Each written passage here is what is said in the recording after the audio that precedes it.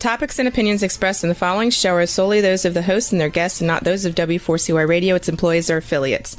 We make no recommendations or endorsements for radio show programs, services, or products mentioned on air or on our web. No liability, explicit or implied, shall be extended to W4CY Radio or its employees or affiliates. Any questions or comments should be directed to those show hosts. Thank you for choosing W4CY Radio.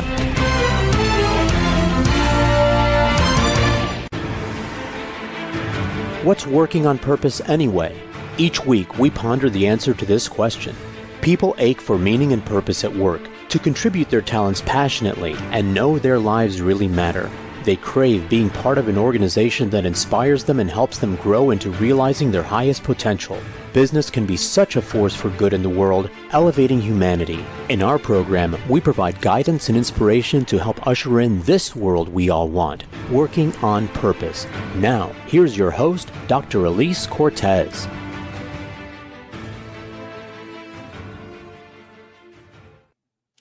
Welcome back to the Working on Purpose program. Thanks for tuning in again this week. Great to have you. This show has been brought to you with passion and pride since February of 2015.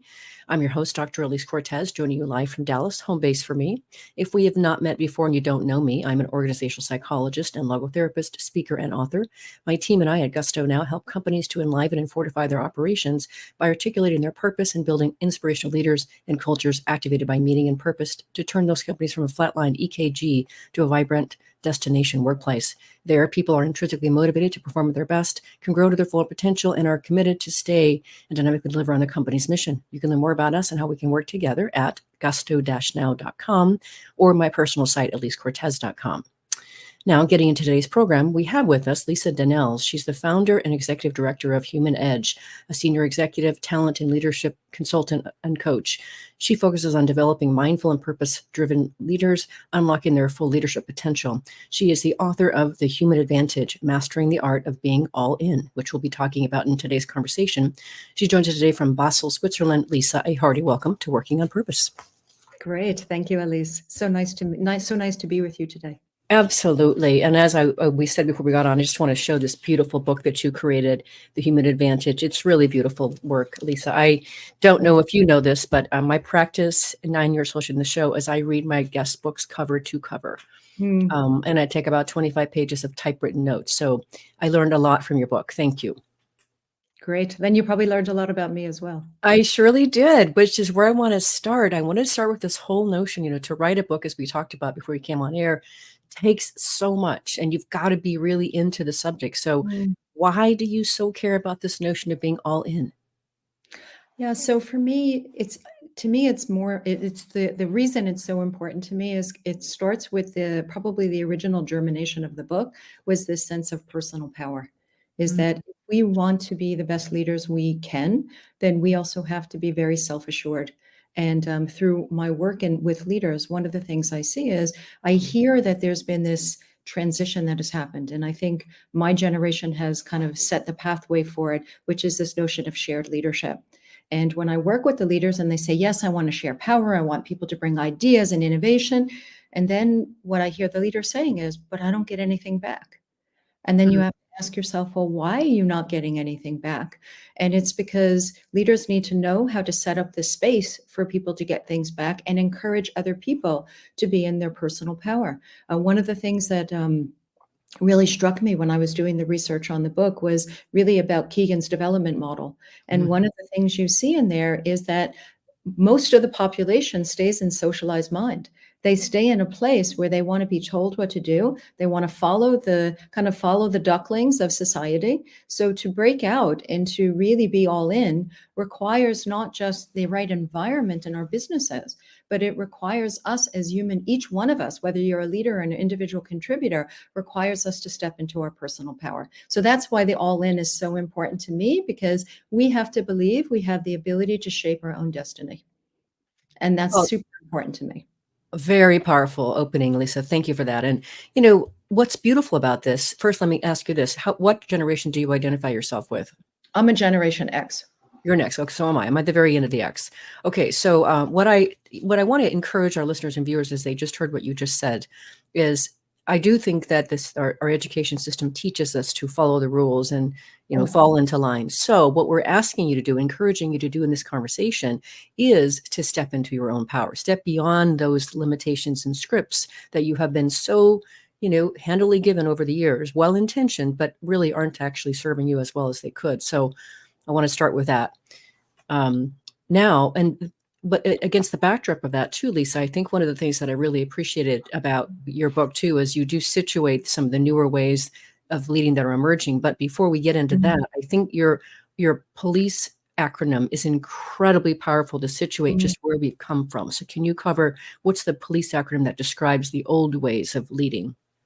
Yeah, so this has to do with it stands for it's police, but it's really about leaders being very structured and setting things up so that they're watching what people do.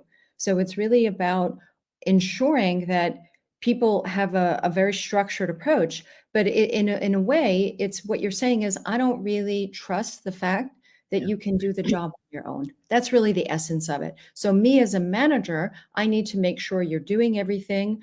You're following the expectations that we had.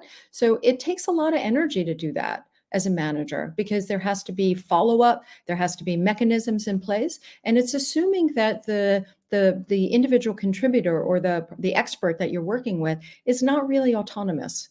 And Yeah. that's real challenge with it. And that form of leadership is really disappearing because if you look at the workplace, you see people are so much incredible experts these days, right? They believe that they can focus in on themselves and they don't want to be managed. They want to find the creativity and get out of this, more bureaucratic way of working.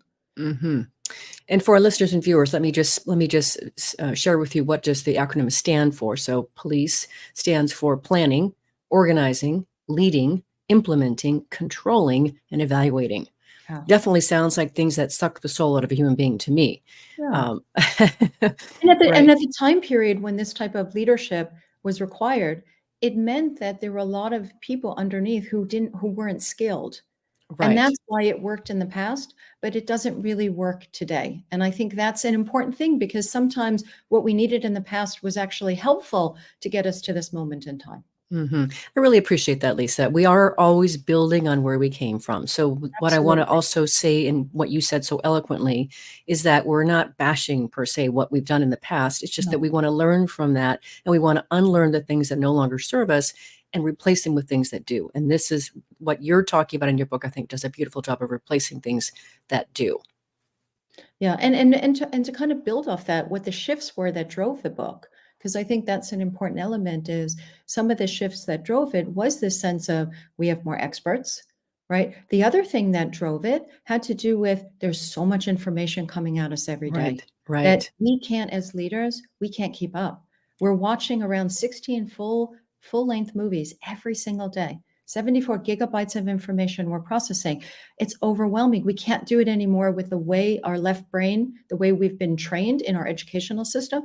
And then the third real shift that I see is this one around empathy is the new currency. Yeah. So Mm-hmm. people want to come to work and they want to be cared for. And I don't mean cared for in terms of coddled. I mean cared for as a human being. When Right. I walk through the door, I want to bring my whole self. And that's Yes. required to be all in, is to be able to bring your whole self and that sense of belonging. Uh-huh. Oh, this is all my language, Lisa. So just so you Yeah. know, it happens on occasion when I have guests on from around the world. There are times when I show up on their doorstep. So if you hear a little gentle knock, it's me coming to see you when I pass through Switzerland. Okay. You are always welcome. Okay. Well, then let's do this for our listeners and viewers. One of the things I really appreciate about a well-written book like yours is that you've got just nicely packaged concepts. And so your all-in concept is, I think, comprised of 3 things. Yes, Can you share those with us really quick? absolutely. So the first one is this notion I already started to tee up, which is connecting to self, right? Yep. You really need to know who you are as a human being, what you value, what's important, what your blueprint is. I like to call it your destiny is your blueprint or what you're meant to, your unique gifts to give back to society. All of those things you need to be really rooted in. And that also has to do with your mental mastery. How do you manage your mind and how do you manage your emotions? Because if Yes. you don't have that under control, that self-mastery concept, it's very difficult to really unlock your potential. So that's kind of pillar 1, I would call it. Pillar 2 is this notion of authentic connection. We have to really be able to connect with people in a way that is meaningful and is authentic. So that's the second pillar. And the third pillar is actually the one that's the most fun. And this one is creating the space for people to co-create and facilitate, and we call it facilitation power, that ability to create that space so I can bring a brick to something rather than a cathedral, right? This concept of I'm not bringing the whole idea. And a lot of the times in the workplace, we believe we have to bring the whole idea. But if I bring the cathedral, what can I change? What could other people change? Maybe the color of the windows, maybe the door, right? But when we build something together in that facilitation, that co-creative space, we don't know what we're going to build. And that's the magic. So it's those three things that really, really say we're all in. Beautiful. Love it. And the other thing that I also really appreciate that you talk about in your book, and I certainly do when I'm out speaking and in mine, is this notion that in order to take that first pillar forward, really, having master of ourselves, is we need the courage to really be ourselves. And that takes, you call them 6 leaps of faith. Yes. And let's talk about those really quick. Yeah. So the 6 leaps of courage, one is really this sense of, really being yourself, dare to be yourself. One of the first one that I have is about this notion around judgment. Yeah. And this one I think is probably the hardest one that us as human beings face, because this notion of judgment is we judge ourselves harshly, really harshly. And the more people I talk to, the more I hear we're really hard on ourselves. And we have an assessment that's paired with this book. And one of the ones, the lowest score we see is self-compassion. Yep. This is the one that is really, really low. The other one is we have to be able to go to what I would call the darker. We have to go to the masks that we wear. All of us wear masks. We brought these masks into our lives, where they were created during childhood as coping mechanisms. So we all have them. It's part of the journey. And as part of that journey, we also have to be willing to take them off, because they were coping mechanisms from childhood, but we no longer need them anymore. So that's another area. And we have to be willing, another part of the leaps, the courage to be yourself, is be willing to look at the stuff that's difficult. Be willing to unmask yourself and go into those places. One of the other ones is dare to care. If you want to connect authentically with people, and you want to do what you love in your life, you have to care about what you do. And I gave this example in the book where while I was writing the book, I was watching the what is it? It's Shark Tank. And one of the elements of Shark Tank was there was this incredible product about renewable logs or something. And I was fascinated by because I don't usually watch this stuff living in Europe, but my mom likes to watch it, so I watch it with her. And one of the things that came up was one of the guys said, "I'm out." And even though from a business sense, the idea made absolute sense. And he goes, "I just don't care about it." And I was like, whoa, because he said, it's not something that is part of me. So that's another one that's really important. And then the last one is around, you have to be uncomfortable. You have to be willing to grow and be uncomfortable. And a lot of the times we don't want to be uncomfortable. We have a hard time with that. And if you're going to grow, I use this 80-20 rule in the book. And it's like 80% be in your comfort zone, 20% just keep driving outside your comfort zone, so that you can continue to evolve and to grow into yourself. Because I always believe we never really arrive. We're always in the process of becoming. I completely agree with that. And I appreciate too how you really you put forth the notion that we need to use our head, heart, and our gut as we go through this process. And so one of the other things that I found wildly fascinating, Lisa, was in your head chapter, you've got some statistics around the dark side of our mind. And I'll just share them with you, and then if you could comment on them. You say, depending on the source, scientists believe that human beings have between 50,000 and 80,000 thoughts per day.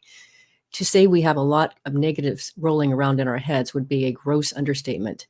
80% of our thoughts are negative and 95% are repetitive. Holy cow. It's really crazy, right? And this is why I said in the beginning, in the personal power, we have to get a hold of our mind. And when you're doing a lot of executive coaching and you're catching people on their language and you're asking them, well, when you have that thought, how do you feel? Most of them are really unaware. Yeah. So this sense of self-awareness, I mean, one of the things like Tasha Urich's book on insights just blows me away that only 15 to 20% of the population is actually self-aware. So she's like, if we can just get it to 30%, we live in a unicorn world. So it's really, no, it's really, I mean, you think about it and it's not that big of a percentage, but if we can double it. So we need to bring this self-awareness. It's one of the things I really draw out in the book. And if people ask me like, what's one of the biggest concepts, I would say, start focusing on your self-awareness. Can I touch upon a little bit about the head, heart, and gut? Because as I've been, as you get deeper into your own book, more ideas and thoughts and things crystallize for you. So the one thing that really came across with the head, heart, and gut was this sense of when we can use all three in a situation, we have greater capacity. So let me explain that a little bit for the audience. So if I just use my head, that logical thinking, the critical thinking, it's all fantastic, right? But it limits me because it's much more left brain focused. But then if I have a tricky emotional situation at work or at home, right, and I don't bring the heart in, I really can't I can't navigate the situation in a healthy way. So if I can bring heart in, which is also the seed of who we are, right? If you go into a room and you ask people to point to themselves, almost everyone points to their heart, and you ask why, and they say, because it's the seed of who I am, right? And then if you can bring the intuition in that same moment, then it just explodes out because you're tapping into what I call the infinite intelligence. So I can access any solution in that moment. So if I have all three of those qualities or energies, if you want to call them that, then I have greater capacity as a human being, not only to help do my work, but also live my purpose. I mean, these are important concepts that if people can do, and what I saw when I work with leaders, I see leaders popping, they're bouncing back and forth between head and heart. And gut they use, but it's not so acceptable. Like people who I know use it and who are really good at it will then hide it, but then they'll bring it in. But the research actually showed that the top leaders use it all the time. I really appreciate you bringing that forth to a much fuller distinction so people really understand what you were getting at in your book. So beautiful. Let's let them think about that as we take our first break. I'm your host, Dr. Alise Cortez. We're on the air with Lisa Danels, who's the author of The Human Advantage, Mastering the Art of Being All In. We've been talking a bit about why this book is important, so is self-awareness among the pillars. And we just covered the head piece. After the break, we're going to get into the heart piece. Stay with us. We'll be right back.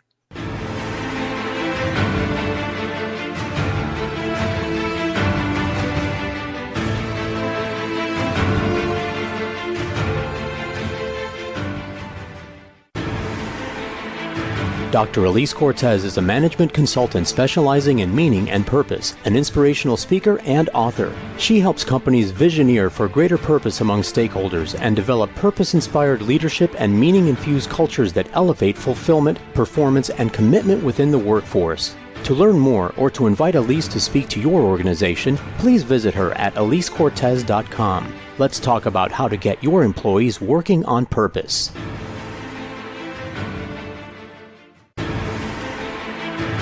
This is Working on Purpose with Dr. Alise Cortez. To reach our program today or to open a conversation with Alise, send an email to Alise, A-L-I-S-E, at alisecortez.com. Now, back to Working on Purpose.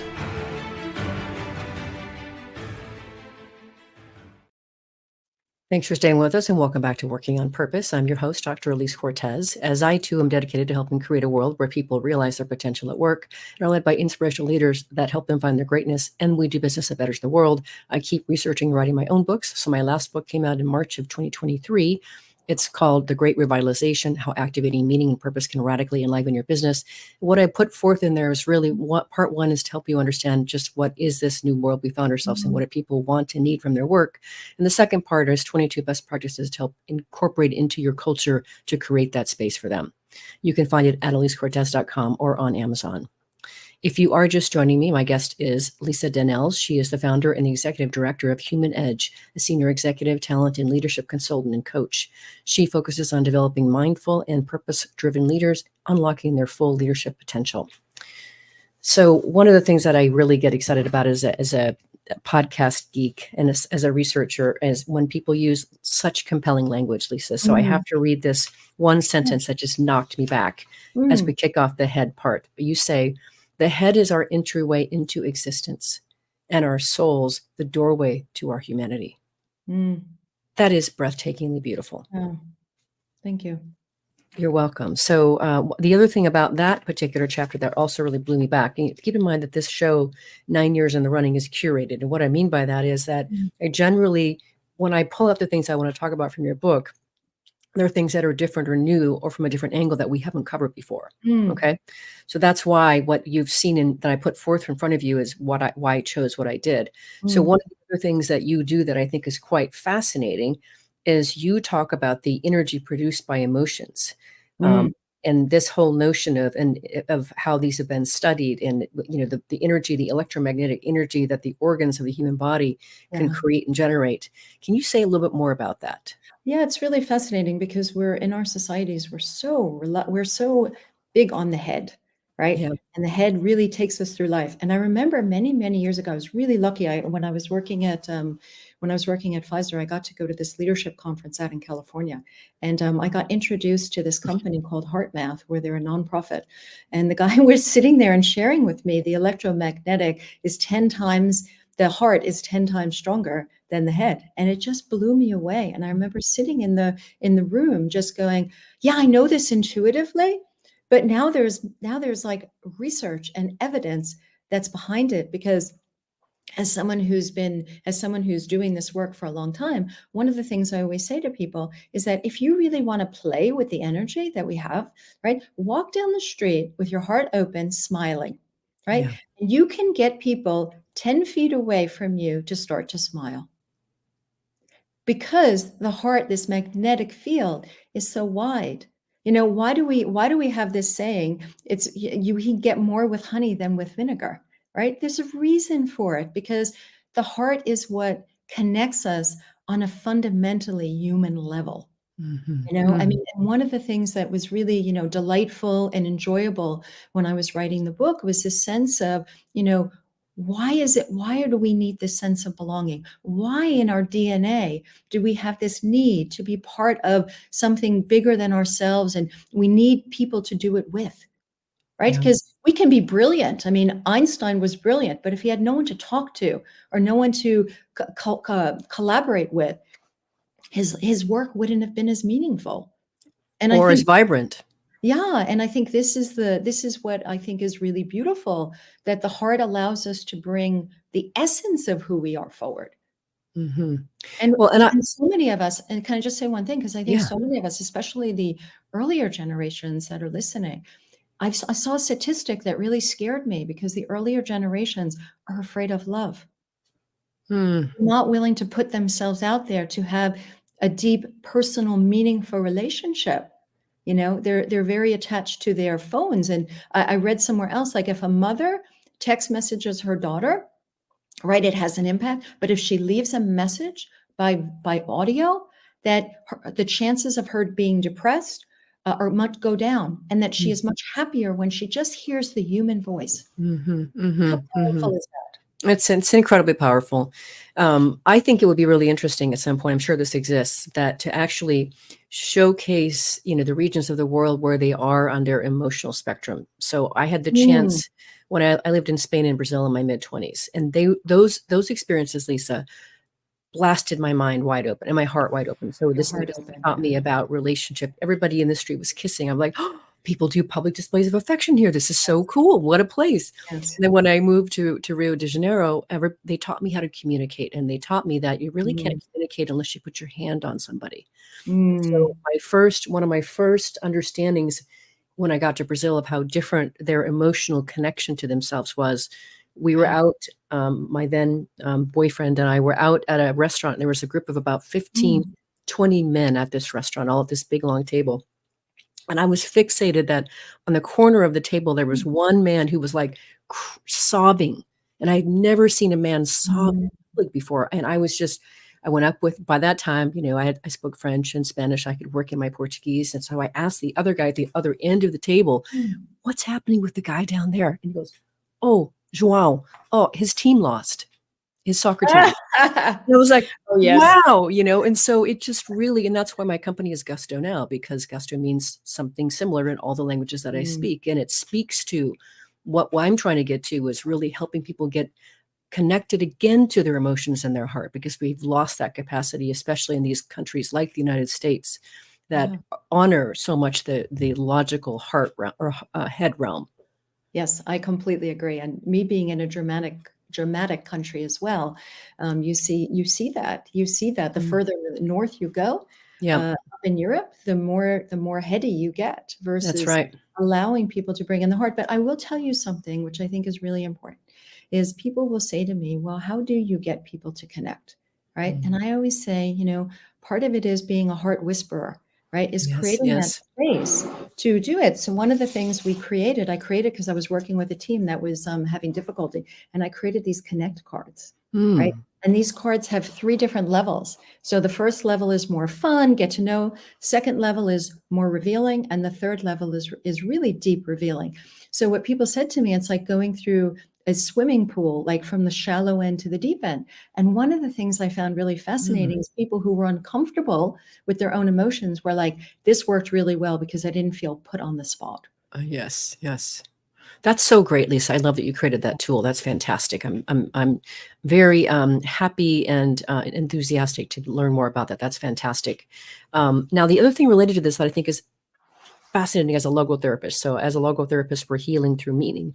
And we understand too that meaning is registered in the limbic brain, where memories and emotions are also registered. So I love what you talk about in your book. You say our feelings are part of how we code our experience. And the stronger the emotion, the stronger the experience and the memory of it, which completely relates to what I do. So absolutely. And that's why also negative experiences that we have are harder to process, right? Because they leave such a sting in our beingness that it's hard to and because it's uncomfortable to process them, and it's uncomfortable for people to hear us processing them, that it's sometimes they don't really get worked through.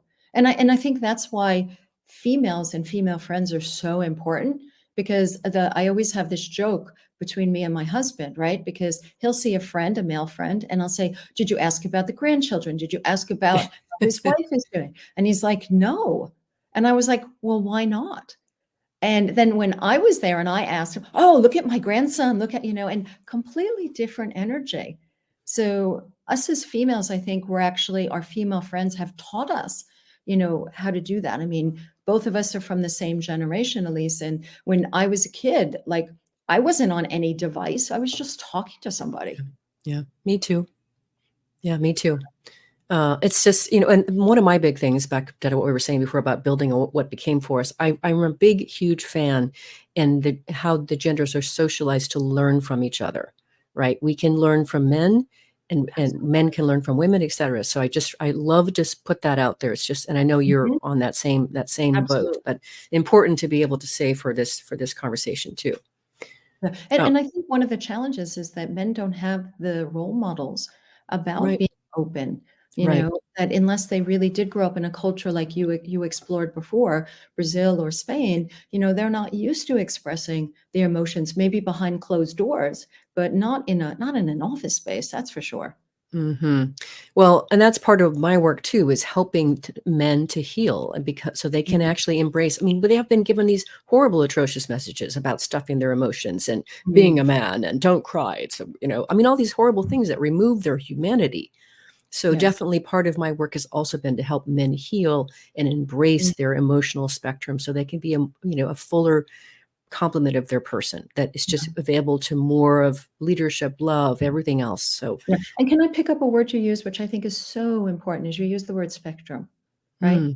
And when we cut off our emotions, our emotional spectrum gets very narrow. Right. And I love that word you use, because it's something I play with, because I say to people, you cannot feel bliss if you cannot feel shame or sadness.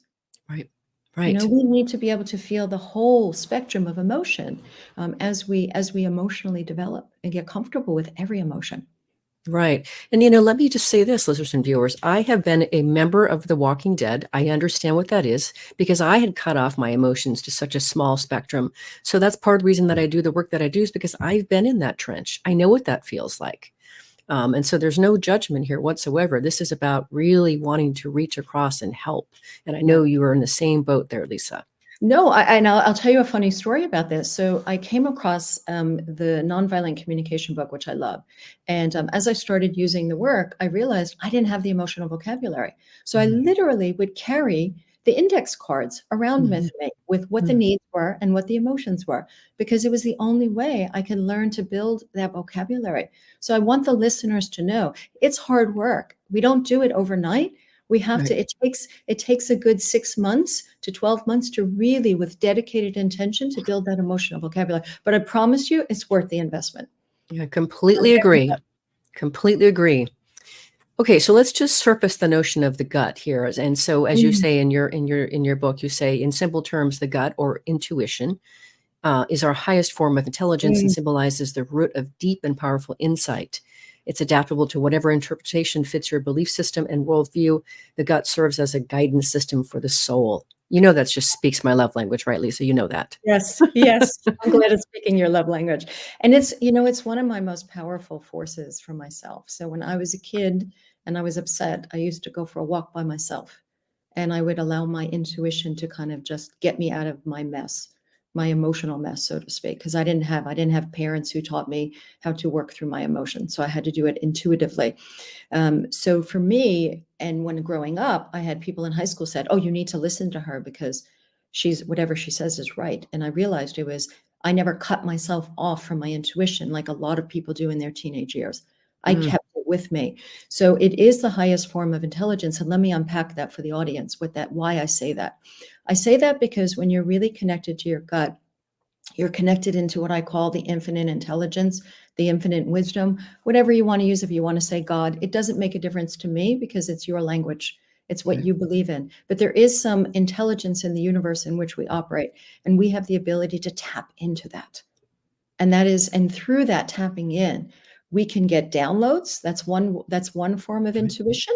We have the ability, the right side of the brain can process 40 million pieces of information per second. So anything you've ever been exposed to in your life, you can, your brain, that subconscious will start to attach it together and then put combinations that you never thought. And then we also have this other sense, which is around, oh, if I'm in danger, I know what it is. You sense danger before it happens. Yeah. So there were a lot of people who didn't get on a plane for 9/11 or didn't go to work. Oh my gosh, so powerful. I want to talk more about that, but let's grab our last break here. I'm your host, Dr. Alise Cortez. We've been on the air with Lisa Danels, who is the author of The Human Advantage, Mastering the Art of Being All In. We've been talking now also in this last segment about the heart and gut aspects of ourselves. After the break, we're going to continue more on the gut piece of ourselves. Stay with us. We'll be right back.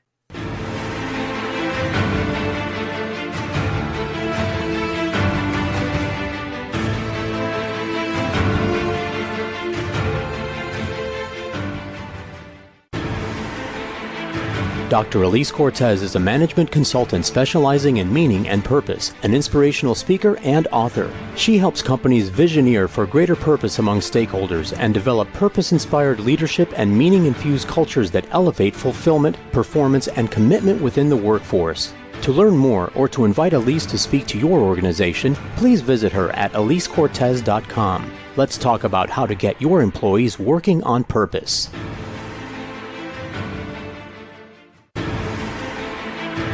This is Working on Purpose with Dr. Alise Cortez. To reach our program today or to open a conversation with Alise, send an email to Alise, A-L-I-S-E, at alisecortez.com. Now, back to Working on Purpose.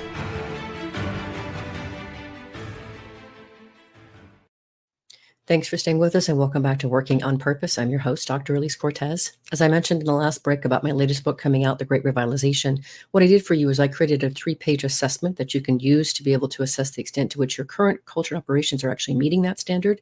You can find it at gusto-now.com. If you are just joining us, my guest is Lisa Danels. She's the founder and executive director of Human Edge, and she's a senior executive talent and leadership consultant and coach. She focuses on developing mindful and purpose-driven leaders, unlocking their full leadership potential. So what I wanted to get into just a little bit further here before we go on to the next thing is I wanted to make sure that I was mapping over. You mentioned a bit more about intuition and gut intelligence before we broke. And I wanted to make sure that what you were sharing was what I picked up from your book, the 3 types of human intuition that the Heart Math Institute mentions. And that's Correct. That is okay, correct. implicit knowledge. Okay, vibrational and interconnectedness. Okay, great. That's I just I like to be able to make sure that in my episodes that we're sharing, we're educating, and we're giving people something they can actually walk away with and use, and they can go back and reference and say, I heard this, great interview with so and so, and she mentioned XYZ kind of thing. So thank you for that. Absolutely. Okay, good. Okay, so I certainly know Robert Keegan. He was definitely a part of my PhD education. I'm a fan of his as well. And you mentioned something about, and you mentioned at the beginning of the show, his 5 stages of human development. And I wanted to talk through those because what I find fascinating is where you recognize where most people tend to stop along those 5 stages. So can you share those with us?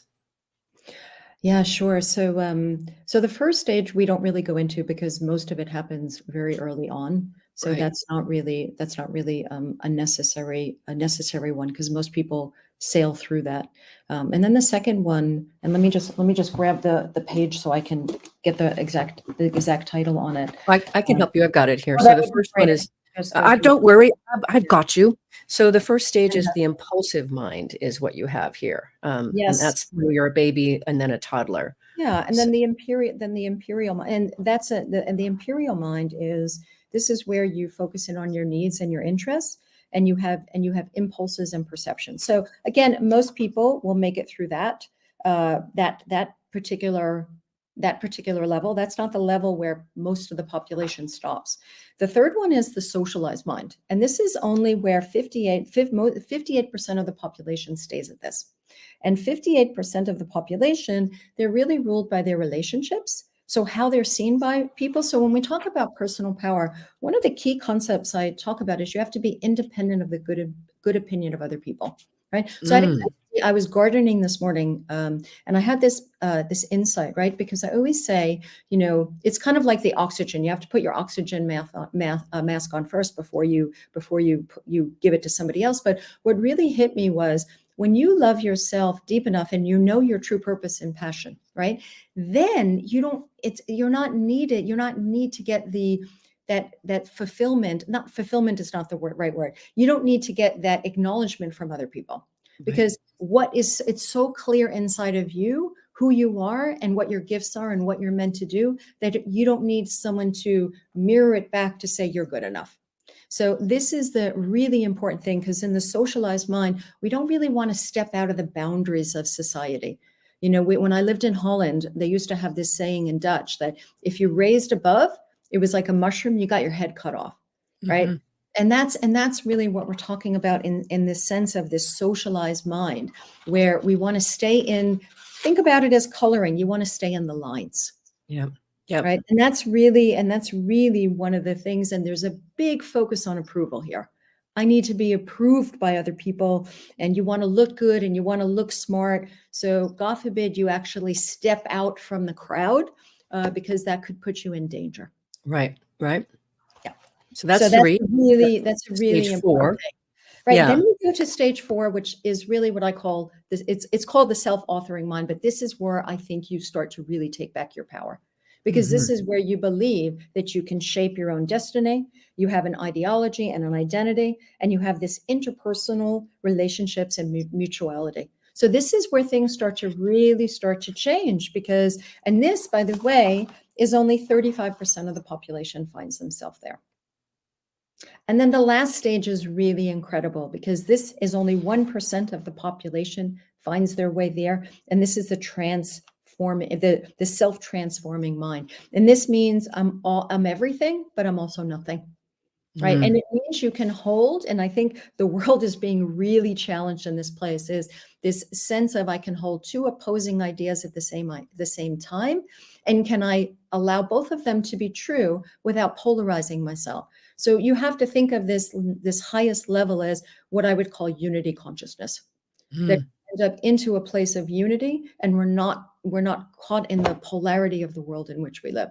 And that was also one of the things when I wrote the book around this notion of polarity, and you see it everywhere in society.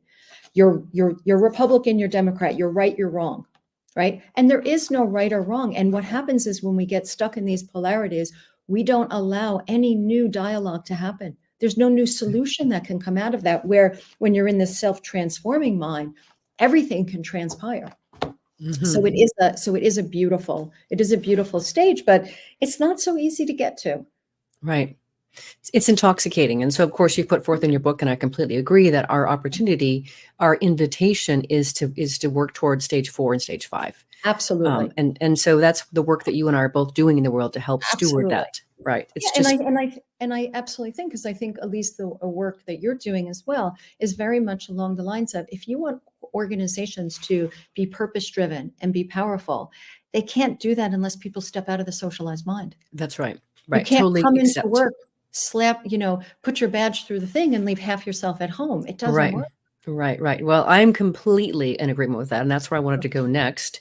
I love that you showcased in your book Dr. Raj Sisodia's and his fellow authors' work on the firms of endearment. I've had him on my program twice, Oh, yes. and I know him. He's an amazing human being. But I appreciate how you opened that bit here, which relates to what we were just talking about before. You say, not long ago, carrying words such as affection, love, joy, authenticity, empathy, compassion, and soulfulness didn't have any place in the world of business, and that has changed today. So if you could just speak a bit to what you got out of his work around firms of endearment and why you're championing more of those to come into existence. Yeah, so for me, this sense of, you can bring your heart to work, you can bring your purpose to work, and when we can, and one of the things that you asked me about, the third pillar, about the to co-create. Well, part of that co-creating is you need a shared vision.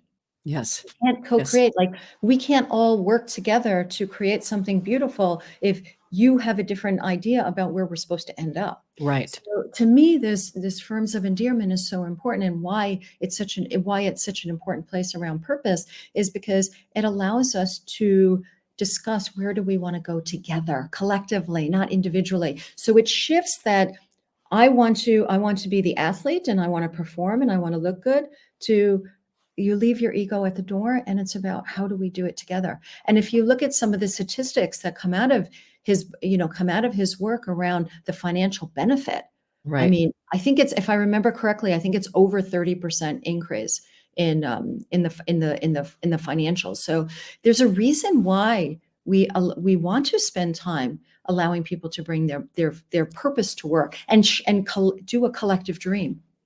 Yeah, it's not just because it's So all important. really, really, soft and feely and mushy.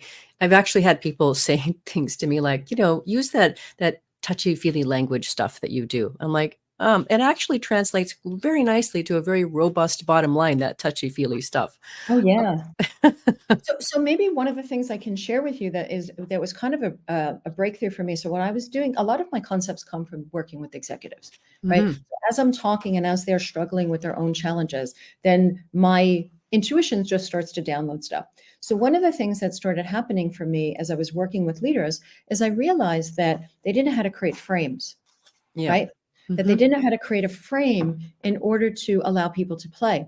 And then when I started writing the book, I'm like, well, I have to give words to it. Like, I Right. have to give structure to it. So That's the work. Yeah. yeah, what is this frame? So in the last part of the book, I talk about this sense where we have to identify the business opportunity, right? We need to determine where people are going to play, where they're not going to play. We have to establish boundaries, because a lot of people confuse this innovation co-creation, that there's no frame, Right. right? Right. But part of this sense of purpose is creating a frame in order for people to play in it. And I think that was really a big insight, because I knew it was there, but I didn't have the words yet. And through writing the book, the words came. It's powerful. And that's what I'm convinced, Lisa, is that's a lot of the value that you and I provide as consultants, is to help provide those kinds of frames so people can actually connect to them. Otherwise, it's too open, open field. And so I really am convinced that's a big part of why we bring the value that we do. Absolutely. And there's a ton of work to do, my friend. I mean, one of the things that you said in your book is, you cite a recent Harvard Business Review article that only 28% of employees felt connected to their company's purpose, and only 34% thought they were contributing to their company's success. So sad, isn't it? It's a huge amount of work to do. Yes. And well, let's also call it opportunity, right? Opportunity. Yes. Yes.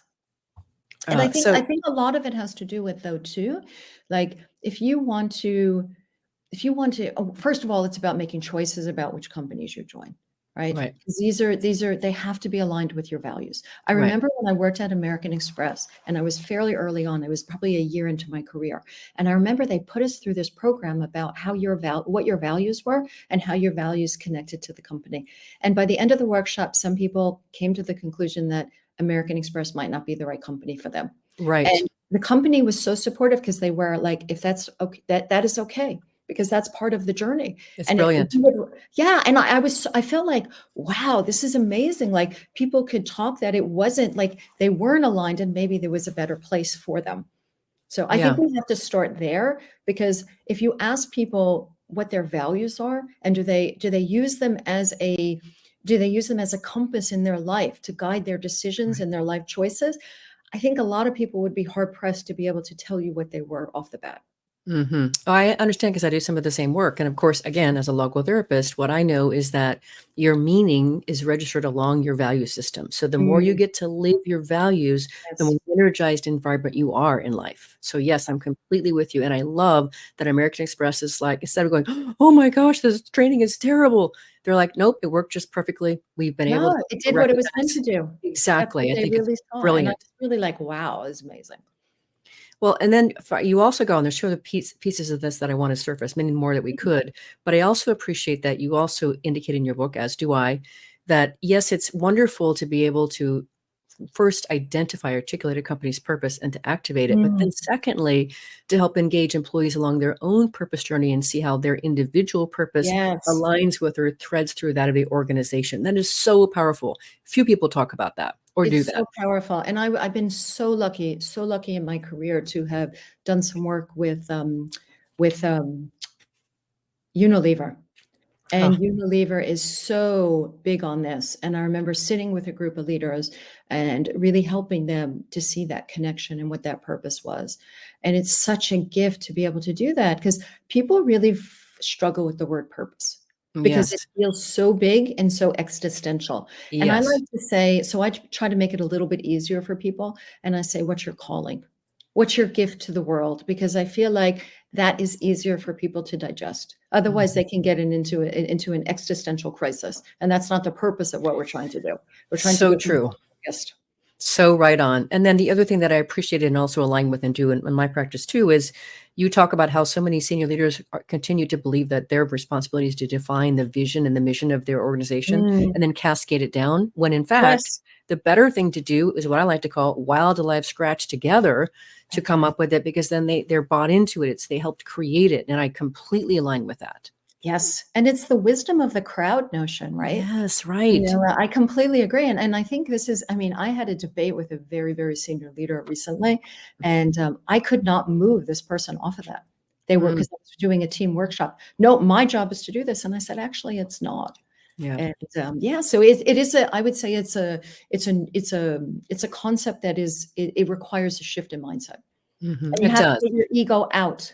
Yeah. And I think that's part of that's just concerned about what value do I bring if I don't do this kind of thing. And there's so much more that they can bring. Yeah. But you hit the nail on the head, because for me, when I wrote the book, that was exactly the one of the questions I was answering, which is, what is the role of the leader in this new workplace? Because on my old role is going away. So what is Right. my new role? Right. Right. And Right. Right. that's one of the key concepts I cover. Like, your job is to set the environment for co-creation. And your job is to Right. create that place of trust Right. and create that place of security and self. Yeah. So that's where the leader's role changes. And I actually think it's actually more important and more meaningful I when you do do too. I do that. too. Beautiful. Well, you've come to a close here. Let me give you a chance and say about 15 seconds to share whatever you'd like to leave our listeners and viewers with. Yeah. So one of the things I would like to leave with the listeners with is a sense of being curious about yourself, being curious about other people. You can find me on lisadanels.com or human-edge.com. Please come visit. I've actually had such a joy speaking with Alise today. I've really enjoyed the conversation. When two souls come together that are on the same pathway, it's a really wonderful experience. So, and I hope all of you listening even if you get one pearls of wisdom, then the conversation was amazing. Thank you for being on, Lisa, and sharing your beautiful heart, soul, and gut with us. It's been amazing to be able to catch your wisdom and be lifted by it. So listeners and viewers, you have heard her say how to find her. Please do check in with her. You're going to want to connect with this beautiful soul. She's doing important work. Last week, if you missed the live show, you can always catch a recorded podcast wherever you get your podcasts. See you next week for another inspiring and educational conversation on creating destination workplaces where people realize their greatness, deliver their talents with passion and purpose, and are part of an organization that betters the world. And remember, work is one of the best means and adventures of realizing our potential and making the impact we crave. So let's work on purpose. We hope you've enjoyed this week's program. Be sure to tune into Working on Purpose, featuring your host, Dr. Alise Cortez, each week on W4CY.